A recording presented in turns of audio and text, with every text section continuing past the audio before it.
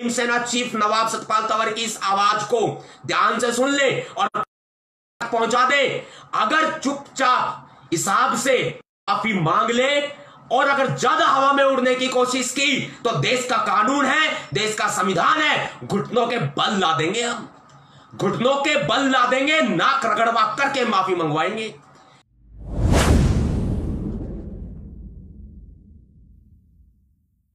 बहुजन media ही आपकी media है। इसे मजबूत बनाने के लिए एक कदम बढ़ाएं। एक कदम भीम मिशन की ओर को सब्सक्राइब करने के बाद बेल आइकन अवश्य दबाएं। साथियों, क्रांतिकारी जय भीम जय भारत। काफी लंबे समय के बाद मैं आपके साथ लाइव मुखातिब हुआ है। इस केस पर आप सभी की नजरें बनी हुई हैं 2 दिन से, और मैं 2 दिन से केस पर नजरें बने होने की बात कह रहा हूं, लेकिन 23 अगस्त से 23 अगस्त रात 8:10 पर एक ट्वीट किया गया जिसमें भारत के संविधान पर सवाल उठाए गए, जिसमें भारत के संविधान को जातिवादी बताया गया। उस पर भी लगातार आप जवाब दे रहे हैं उसको। एक बॉलीवुड की एक्ट्रेस है जिसका नाम है कंगना रनावत। कंगना रनावत ने 23 अगस्त को और भारत के संविधान पर सवाल उठाए, भारत के संविधान को जातिवादी करार दिया। यह बड़ा सोचने का विषय है कि कुछ लोग एक मामूली सी पब्लिसिटी के लिए देश के संविधान पर भी कुठाराघात करने से चूकते नहीं हैं। यह देश का दुर्भाग्य भी हो सकता है और देश की राजनीति का भी यह सबसे बड़ा दुर्भाग्य है कि तमाम पॉलिटिकल पार्टीज, राजनीतिक दल इस तरह के लोगों पर अपनी चुप्पी साध लेते हैं। आखिर क्यों भीम सैनिकों को ही आगे आना होता है? आखिर क्यों हमें ही आवाज उठानी होती है? क्या देश का संविधान सिर्फ भीम सैनिकों का है? क्या देश का संविधान देश की 135 करोड़ जनता का नहीं है? एक बड़ी सोचने की बात है कि देश के संविधान पर जब भी आंच आती है तो भीम सैनिक आवाज उठाते हैं।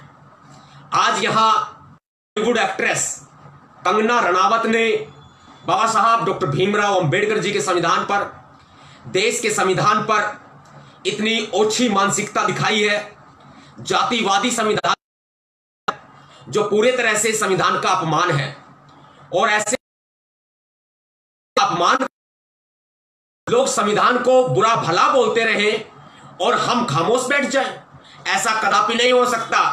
हमने चूड़ियां नहीं पहन रखी है, हम लगातार लड़ेंगे, 2-2 हाथ करेंगे, कानून के तरीके से लड़ेंगे, और अगर जरूरत भी पड़ी तो पूरा देश नीला नीला कर देंगे। आवश्यकता नहीं है, गुड़गांव को छोड़िए, हरियाणा को छोड़िए, हरियाणा भी और गुड़गांव भी पूरे देश भर में ही आता है। ऐसे में जब पूरा देश नीला नीला होगा और जिसका केंद्र गुड़गांव होगा, तो ये हरियाणा सरकार भी ये बात को सोच ले। उस समय हालात ठीक नहीं होंगे, क्योंकि संविधान पर हम आंच नहीं आने देंगे। संविधान की रक्षा करना हम जानते हैं। जहां सब कुछ चारों तरफ तानाशाही हो जाए, निरंकुशता हो जाए, काम ना करे, प्रशासन काम ना करे, पुलिस काम ना करे, और फिर कंगना रनावत जैसे 2 कौड़ी के लोग पर सवाल उठाए, हम कदापि बर्दाश्त नहीं कर सकते। यह बात भारत सरकार भी सुने और यह बात हरियाणा सरकार भी सुने, गुड़गांव प्रशासन भी सुने और स्वयं कंगना रनावत भी सुने। कंगना रनावत को इतनी भी शर्म नहीं आई कि उसे मालूम चलने के बाद में कि इस पर केस दर्ज हो चुका है, उसके बावजूद भी माफी नहीं मांगी गई, बल्कि उल्टा पलटवार किया गया कि ये टुकड़े टुकड़े गैंग के लोग हैं, टुकड़े टुकड़े गैंग को समर्थन करते हैं, ये 370 का विरोध करते हैं, ये सीएए का विरोध करते हैं। लेकिन मैडम, बात सुन लो कान खोल करके, अभी तो फिल्म का ट्रेलर ही है, पूरी फिल्म बाकी है। छोड़ते नहीं है हम, या तो हम कोई कदम उठाते नहीं, अगर छोड़ते नहीं। ये खासियत रही है नवाब सतपाल हमारे भीम सैनिकों की। जितने साथी मुझे देख रहे हैं, सुन रहे हैं, देश भर में पहुंचाए साथियों, हरियाणा के गुड़गांव में केस दर्ज किया गया है कंगना रनावत के खिलाफ। एक्ट्रेस है और जो जातिवादी मानसिकता रखती है, जिसको यह नहीं मालूम कि बाबा साहब डॉक्टर भीमराव अंबेडकर जी की वजह से ही वो उठा करके जी रही है, इज्जत की जिंदगी जी रही है। उसे यह नहीं मालूम कि भारत के संविधान के खिलाफ बोलना देशद्रोह है। देशद्रोह में दर्ज कराई गई है गुड़गांव के अंदर। और साथियों, आप सभी से साथ की अपील करता हूं मैं, साथ देना है पूरा, क्योंकि हम छोड़ने वाले नहीं हैं, हम पीछे हटने वाले नहीं हैं।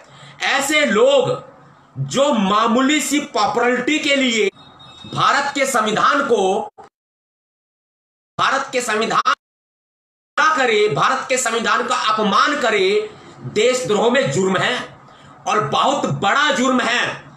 क्योंकि वे लोग जो 135 करोड़ जनता है, आज मैं उनको भी कहूंगा कि भारत के संविधान के खिलाफ बोलने वाली कंगना रनावत को उसकी औकात दिखाई जाए, उसे बताया जाए कि भारत के संविधान के खिलाफ बोलना देशद्रोह है और बहुत बड़ा अपराध है, ये गंभीर अपराध है, ये नॉन बेलेबल है, 3 साल तक की सजा हो सकती है। कंगना कम समय में बहुत आगे तक जाना चाहती है और फिर ऐसे में हमारे संविधान पर हमला करेगी, हम बर्दाश्त नहीं करेंगे बिल्कुल भी।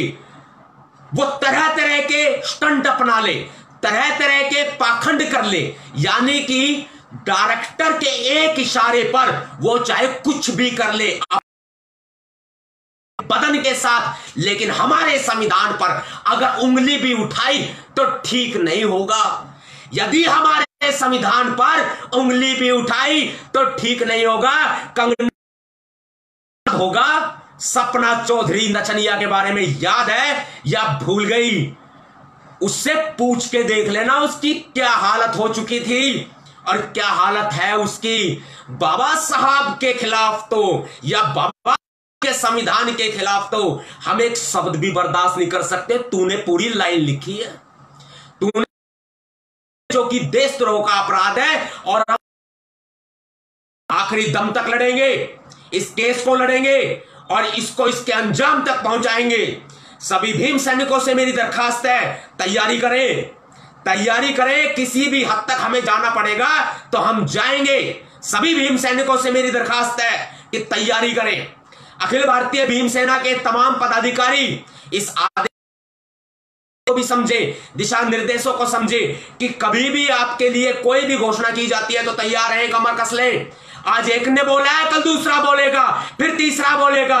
बीजेपी के राज में हमाम में सारे नंगे हुए बैठे हैं। संविधान के खिलाफ